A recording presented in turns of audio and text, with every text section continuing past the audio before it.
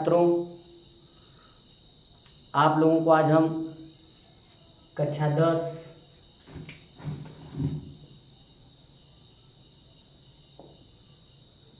10 का part number 1 जो chapter 1 है रासायनिक अभिक्रिया एवं समीकरण, यानी ये चैप्टर दिया है रासायनिक अभिक्रिया एवं समीकरण।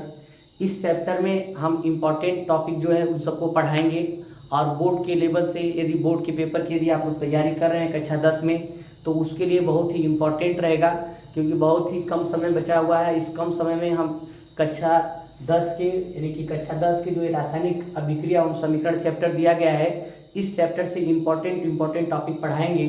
और इसमें जो हमें पढ़ना है मुख्य रूप से, अगर उस पर हम लोग विचार करें, ध्यान से देखिए आप लोग कि इस रासायनिक अभिक्रिया में हमें पहले पढ़ना है कि रासायनिक अभिक्रिया होता क्या है, यानी रासायनिक अभिक्रिया के बारे में पढ़ना है। ये रासायनिक अभिक्रिया होती क्या है। फिर इसके बाद इस रासायनिक अभिक्रिया के प्रकार होते हैं। रासायनिक अभिक्रिया के मुख्य रूप से जो देखा जाए ये 4 प्रकार के होते हैं, जिसमें से हम पहला बतला दें संयोजन अभिक्रिया, दूसरा होता है वियोजन अभिक्रिया और तीसरा जो होता है रिडॉक्स अभिक्रिया।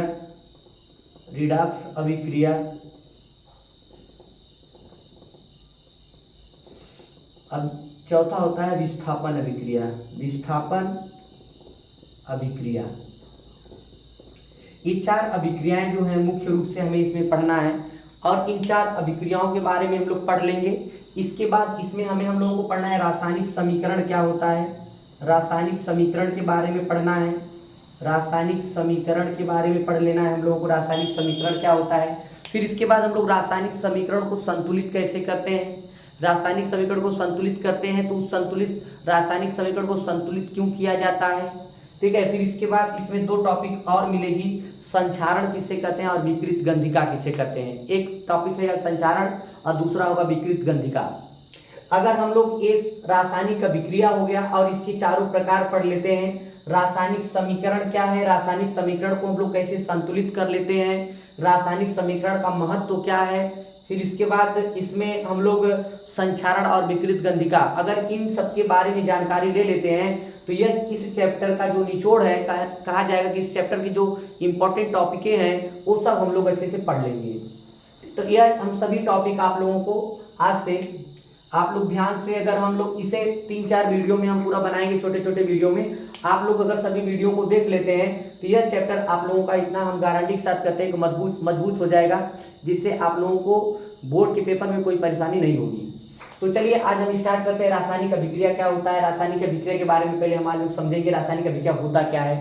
तो रासायनिक अभिक्रिया से पहले हम आप लोगों को एक बात बतला रहे हैं कि जैसे आप लोग कक्षा 9 में पढ़े थे भौतिक परिवर्तन और रासायनिक परिवर्तन। भौतिक परिवर्तन क्या होता है और रासायनिक परिवर्तन क्या होता है, तो थोड़ा सा हम देखते थे भौतिक परिवर्तन क्या होता है।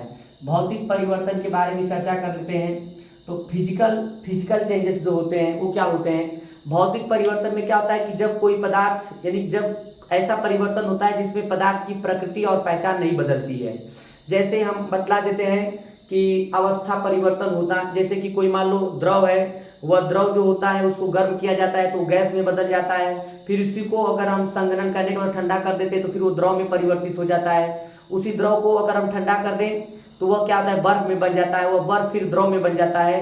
तो इसमें क्या होता है कि जो पदार्थ होता है उसकी जो प्रकृति होती है, पहचान होती है, वो बदलती नहीं है, यानी वो इस प्रकार का जब परिवर्तन होता है तो भौतिक परिवर्तन कहलाता है। और जैसे मान लेते हैं कि सांद्रता में परिवर्तन कर दें, सांद्रता में परिवर्तन करना भी भौतिक परिवर्तन होता है। और इसमें भौतिक परिवर्तन यानी कि भौतिक परिवर्तन में ऐसे उसमें क्या होता है कि प्रकृति और पहचान नहीं बदलती है। और जब ऐसा परिवर्तन हो जिसमें प्रकृति और पहचान नहीं बदलती है तो वह भौतिक परिवर्तन कहलाता है। और एक होता है रासायनिक परिवर्तन।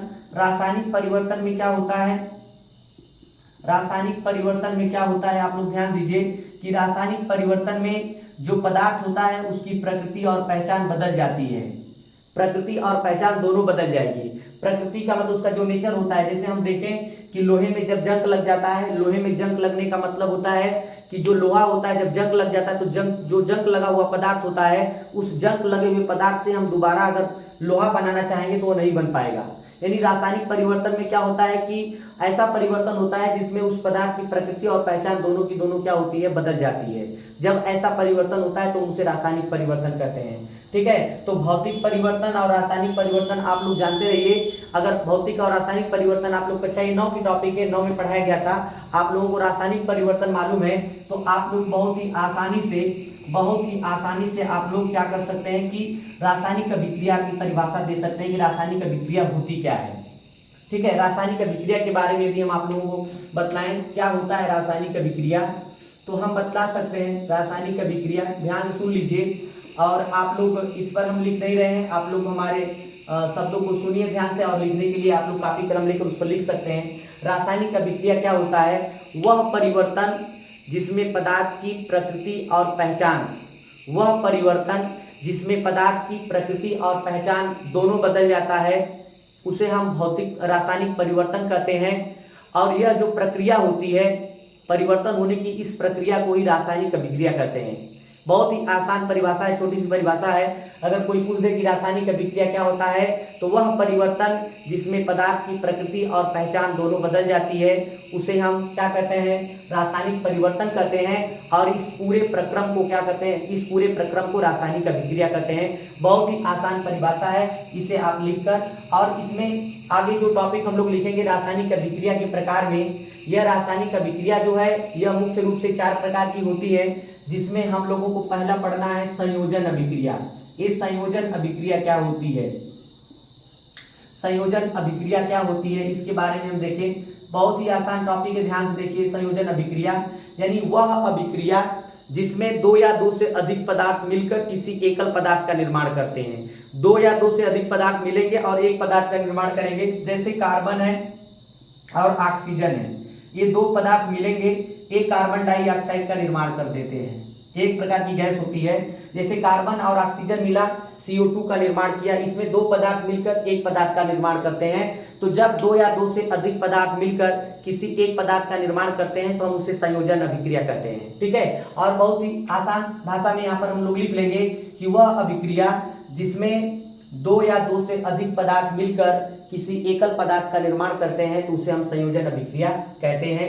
जैसे C और O2 CO2 ये बन जा रहा है। ठीक है, और H2 ले लो और O2 ले लो, ये जल बन जाएगा, तुम्हारा जल बन जाएगा, H2O बन जाएगा। यह भी एक प्रकार की क्या है, यह भी एक प्रकार की संयोजन अभिक्रिया का उदाहरण है। ठीक है, अगला हम चलते हैं वियोजन अभिक्रिया। वियोजन अभिक्रिया क्या होता है, और हम इतना गारंटी के साथ कहते हैं अगर ये पूरा वीडियो आप लोग 2-3 तो बनाएंगे, आप लोग देख लेते हैं तो आप लोगों को पहले चैप्टर से कोई दिक्कत नहीं होगा बोर्ड के पेपर में। वियोजन अभिक्रिया क्या होता है इसके बारे में हम देखें। वियोजन अभिक्रिया के बारे में, इसमें क्या होता है कि जब कोई एकल पदार्थ, यह वियोजन अभिक्रिया भी 2 प्रकार के होते हैं। जब कोई एकल पदार्थ 2 या 2 से अधिक पदार्थों में विघटित हो जाता है, टूट जाता है।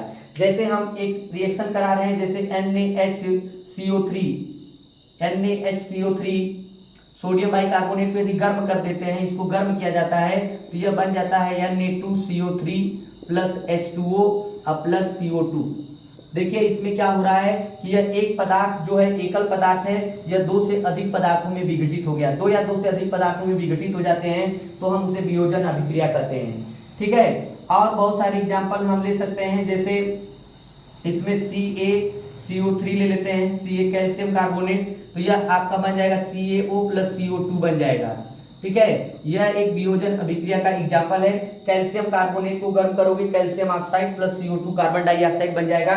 तो इसमें क्या हो रहा है, ध्यान से देखिए कि जब कोई एकल पदार्थ, यह एकल पदार्थ है, जब कोई एकल पदार्थ 2 या 2 से अधिक पदार्थों में वियोजित हो जाते हैं तो इस प्रकार की अभिक्रिया को हम वियोजन अभिक्रिया कहते हैं।